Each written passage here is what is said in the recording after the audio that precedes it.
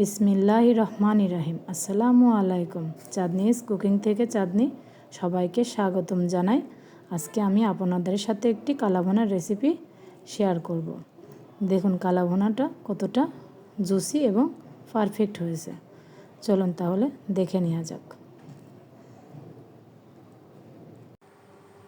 এখানে আমি 2 কেজি গরুর মাংস নিয়েছি।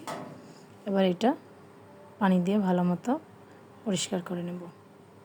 আমি এখানে কয়েকবার পানি দিয়ে ভালো মতো ধুয়ে পরিষ্কার করে নেব। আমি আজকে রাঁধুনি কালাভুনার মশলা দিয়ে রান্নাটা করব।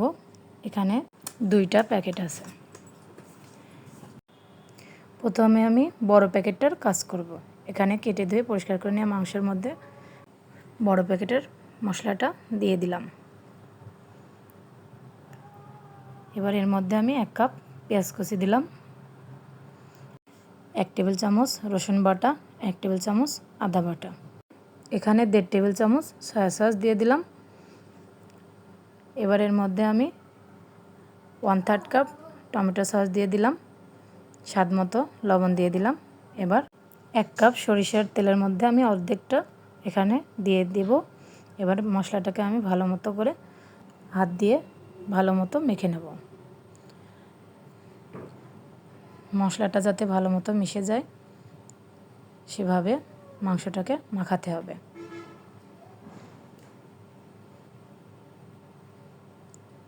মাংসটা আমার মাখানো হয়ে গেছে। এবার এটা আমি একটা চুলাতে বসিয়ে দেব। এবার ঢাকনা দিয়ে ঢেকে মাংসটা রান্না হতে দেব। এবার আমি একটু ঢাকনাটা তুলে মাংসটা নেড়েচেড়ে মিশিয়ে দেব যাতে মাংসটা নিচে ধরে না যায়।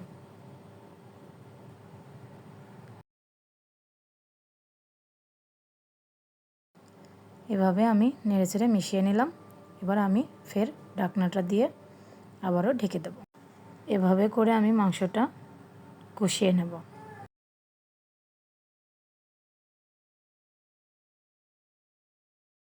এখন মাংসটা কতটা কালার চলে এসেছে।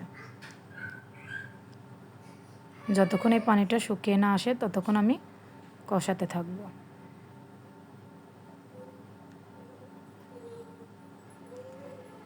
মাংসের পানি অনেকটাই শুকিয়ে গেছে। এবার আমি এটা নেড়েচেড়ে মিশিয়ে নিচ্ছি। এবার এটার মধ্যে আমি কুসুম গরম পানি আগে থেকে রেডি করে রেখেছিলাম সেটা দিয়ে দিলাম যাতে মাংসটা তাড়াতাড়ি সিদ্ধ হয়। আবারও ভালো মতো একটু মিশিয়ে দিলাম। এবার ঢাকনা দিয়ে আমি এটা সিদ্ধ হতে দেব। আমার মাংসের পানিটা আরও টেনে নিয়েছে। আমি আবারও নাড়াচাড়া দিয়ে নিচ্ছি। এবার এটা ঢাকনা দিয়ে আবারও ঢেকে দিলাম। এভাবে আমি কয়েকবার ঢাকনা তুলে আমি নাড়াচাড়া দিয়ে নিয়েছি যাতে নিচে মাংসটা ধরে না যায়। এবার লাস্টে যে ছোট প্যাকেটটা রেখেছিলাম ওই মশলাটা আমি উপর থেকে দিয়ে দিলাম। দিয়ে আমি আবারও মিশিয়ে নেব। এভাবে করে আমি রান্নাটা করে নেব। আমার মাংসের কালারটা চলে এসেছে। দেখুন কতটা সুন্দর একটা কালার চলে এসেছে। এবার আমি এর মাংসের মধ্যে একটা বাগার দেব।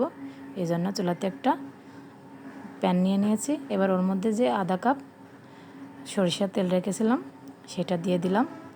এর মধ্যে আমি 1/2 কাপ পেঁয়াজ কুচি দিয়ে দিলাম। দিয়ে এটা ভালো মতো নাড়াচাড়া করে নেব। এবার এর মধ্যে কিছুটা শুকনো মরিচ দিয়ে দিলাম।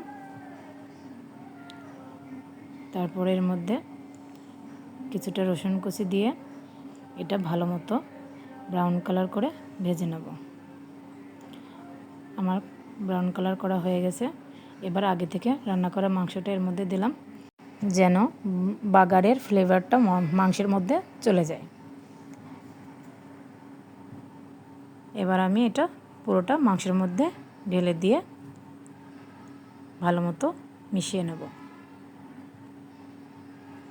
দেখুন আমার মাংসটা কত সুন্দর কালারফুল হয়েছে। এবার আমি আর কিছুক্ষণ এটাকে জাল করে নিয়েছি। এবার আমার কালাভুনাটা রেডি। দেখুন কতটা জুসি হয়েছে। এভাবে করে আপনারা বাসায় একবার নিশ্চয়ই ট্রাই করে দেখবেন। যদি আমার রেসিপিটা ভালো লাগে তাহলে একটা লাইক, কমেন্ট, শেয়ার করবেন।